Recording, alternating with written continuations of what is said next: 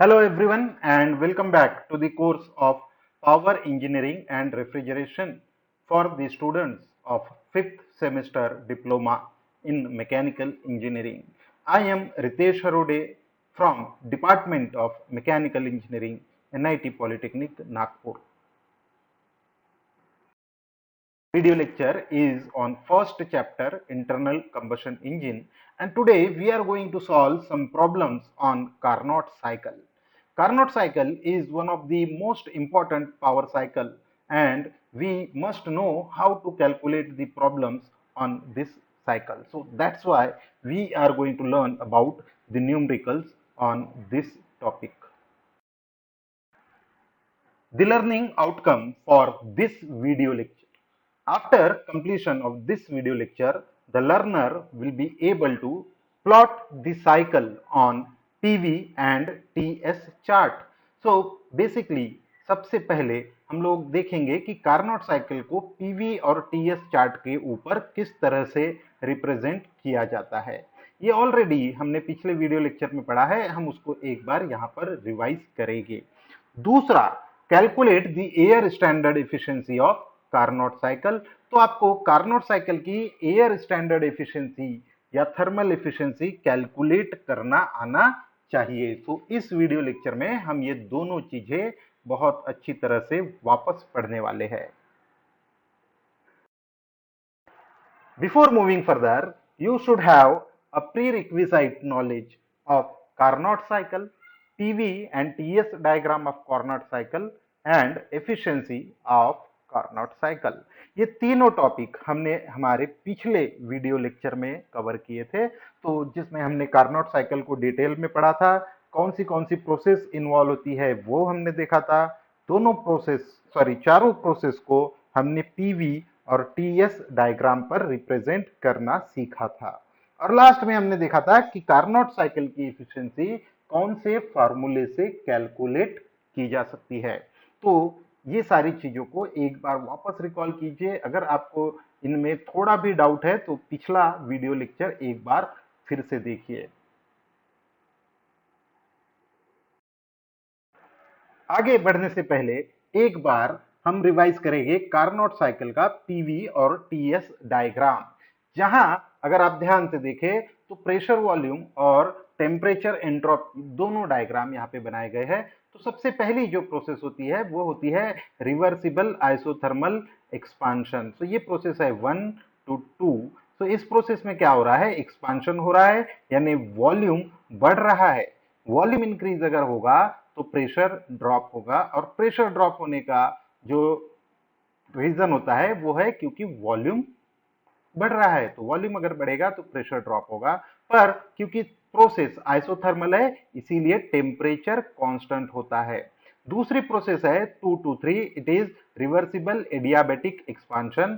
So during this process what will happen, pressure will increase, volume will increase, and volume increase होने की वजह से pressure drop होता है, प्रेशर कम होता है, और प्रेशर कम हो रहा है इसीलिए टेम्परेचर भी यहाँ पर बहुत ज्यादा कम हो रहा है। प्रेशर कम होने के बाद तीसरी प्रोसेस होती है reversible isothermal expansion. Again because this process is isothermal, there will be no change in the temperature, therefore temperature will be T3 equals to T4.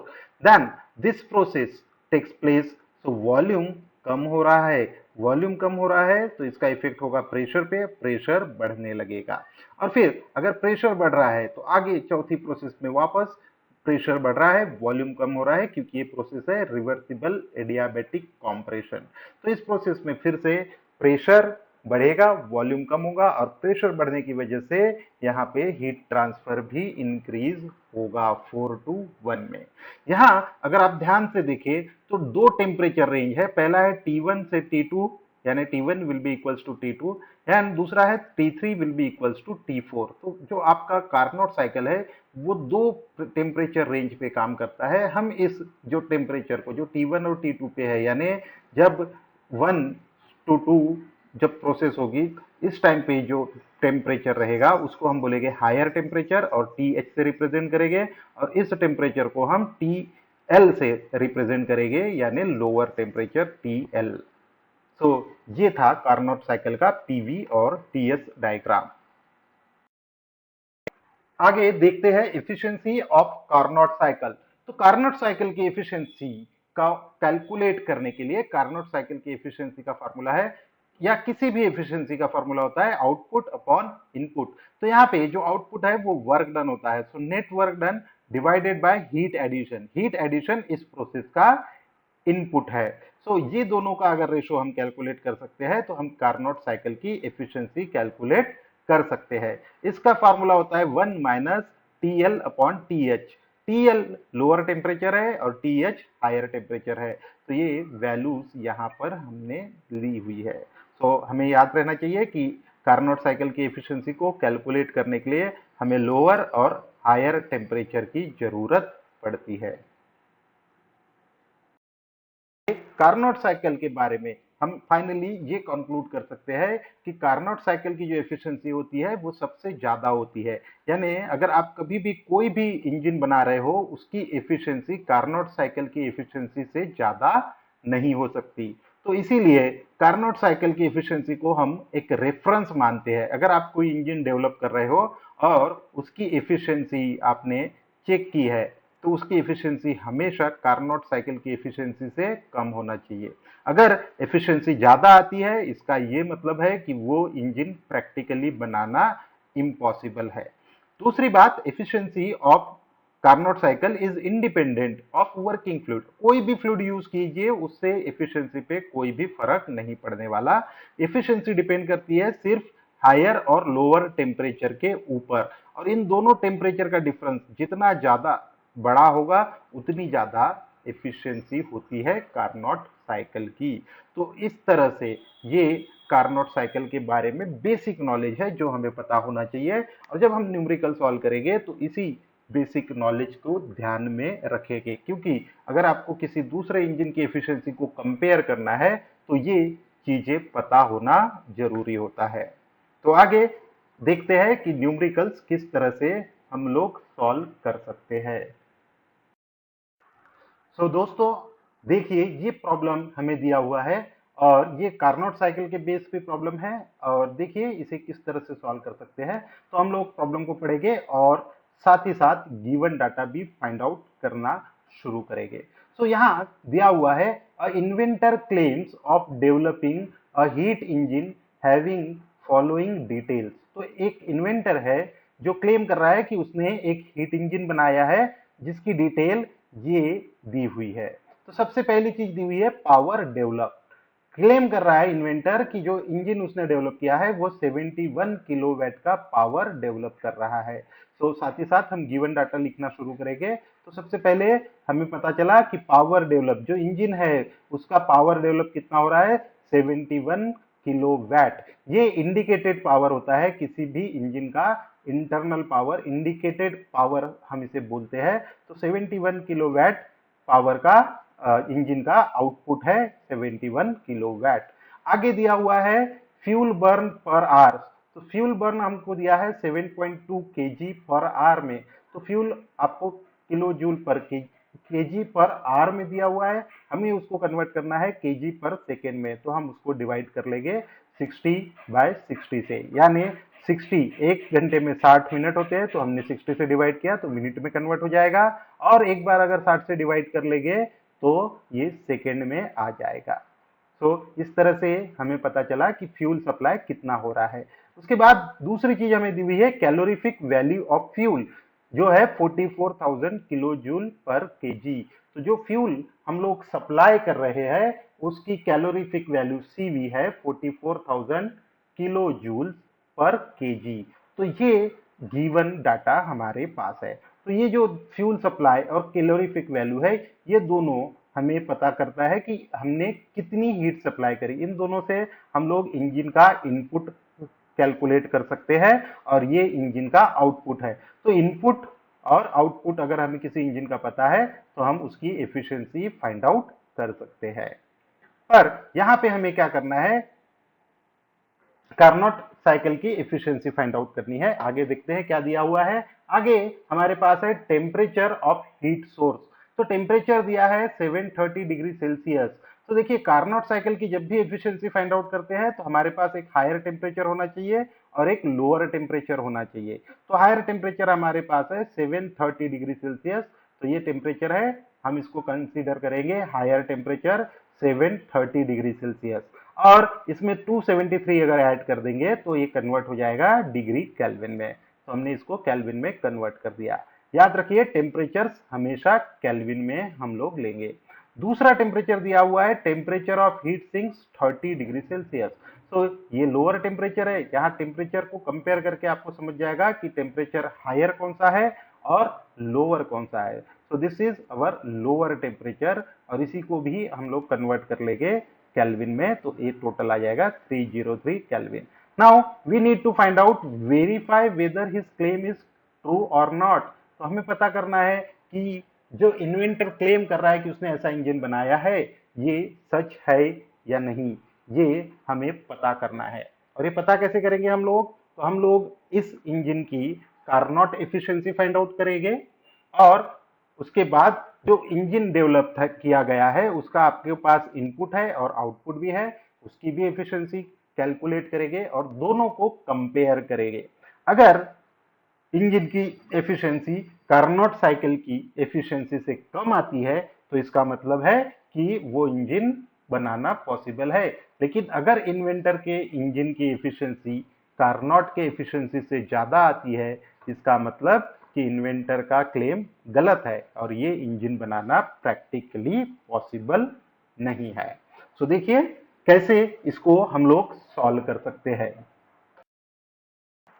तो दोस्तों ये गिवन डाटा हमारे पास है, तो अभी थोड़ी देर पहले हमने ये गिवन डाटा निकाला था, तो हमने हमारी हेल्प के लिए ये डाटा यहाँ पे रखा हुआ है। तो आगे देखते हैं। सबसे पहले हम लोग फाइंड आउट करेंगे कार्नोट एफिशिएंसी। तो कार्नोट एफिशिएंसी फाइंड आउट करने के लिए हमें चाहिए फार्मूला। तो कार्नोट एफिशिएंसी का फार्मूला है net work done divide by heat addition, और उसका फार्मूला आता है 1 माइनस TL अपॉन TH। तो यहाँ पे हमारे पास डिटेल है, TH की वैल्यू भी है, TL की वैल्यू भी है, और ये दोनों वैल्यू अगर हम इस फॉर्मूले में पुट कर देंगे तो हमें कार्नोट एफिशिएंसी मिल जाएगी। तो चलिए कैलकुलेट करते हैं कार्नोट एफिशिएंसी। 1 माइनस TL है 303 और ये है 1003।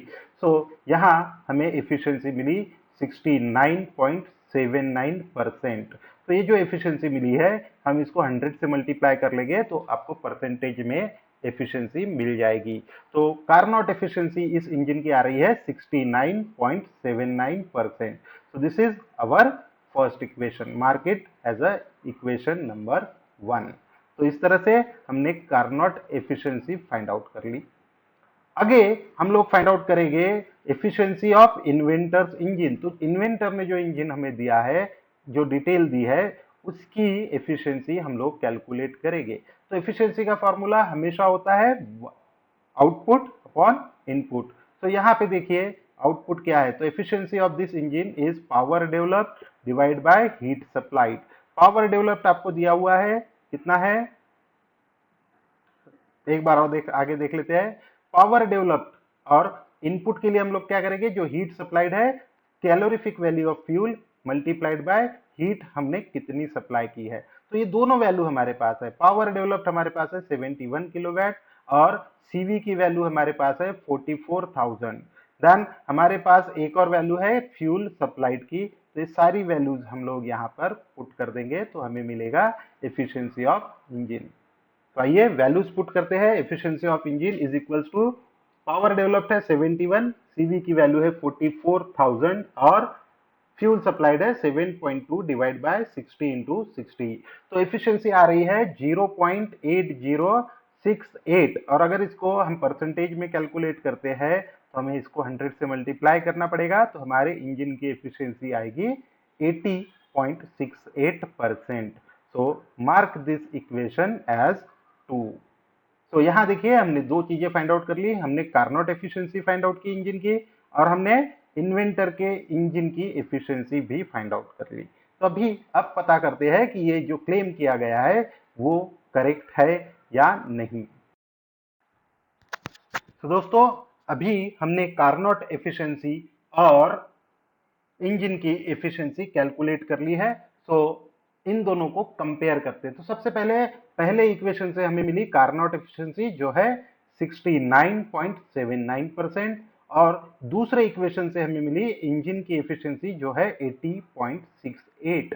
तो अगर अब हम इनके कंपेयर करेंगे, so the comparison of Carnot and efficiency with efficiency of engine, क्या पता चल रहा है हमको? The efficiency of engine is more than the efficiency of Carnot cycle.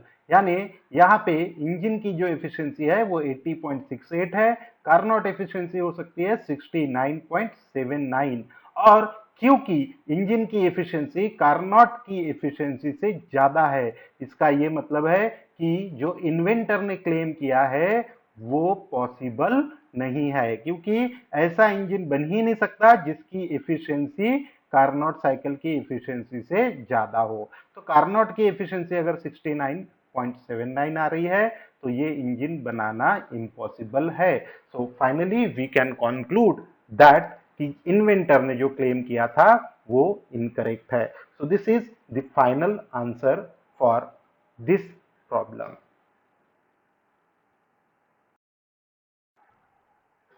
So friends, in this video lecture, we have learned about how to calculate the efficiency of Carnot cycle, and we can compare this efficiency with the efficiency of other engines, and we can find out that is those engines are practically possible or not. तो यहाँ आपको homework के लिए, assignment के लिए कुछ questions दिए हुए हैं। तो ये तीनों जो क्वेश्चंस है आपके पुराने जो जो प्रॉब्लम हमने अभी पढ़ा है उसी के बेस पर है। तो प्रॉब्लम्स को सॉल्व करने की कोशिश कीजिए। अगर प्रॉब्लम सॉल्व करने में कोई भी डिफिकल्टी आती है तो आप इस वीडियो को वापस देख सकते हैं या मुझे कांटेक्ट कर सकते हैं। सो ये प्रॉब्लम्स को सॉल्व कीजिए और मुझे वैल्यूएशन के लिए सबमिट कीजिए। Thank you. And in our next lecture we are going to learn about the Otto cycle, and then we are going to solve the problems on Otto cycle. Till then, keep learning.